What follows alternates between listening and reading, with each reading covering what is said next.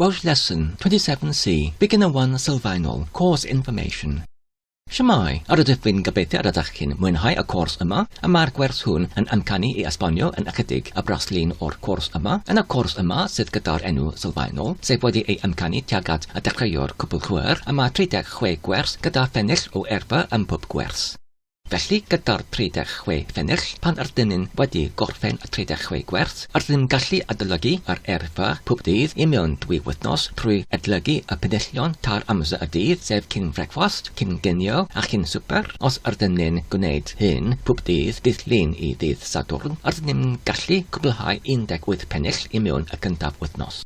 Felly, os ydyn ni'n gwneud hyn yn yr ail wythnos, ydyn ni'n gallu cwblhau y 36 phennill arall ar gyfer y cwrs yma. Pan ydyn ni'n craidd hyd nes y diwedd o'r ail wythnos, ydyn ni'n gallu dechrau unwaith eto gyda'r cyntaf pennill ac yn parhau i wneud hyn pob dydd heb toriad wythnos ar ôl wythnos ar ôl wythnos. Yn y ffordd hon, ydyn ni'n gallu cyrraedd yn fwy a mwy gyfarwydd gyda'r erfa. Os ydych chi'n eisiau i lawrwytho me'r siartau, a mae nhw ar gael ar gyfer aelodau Patreon yn y fan yma, patreon.com/learnwelshragory.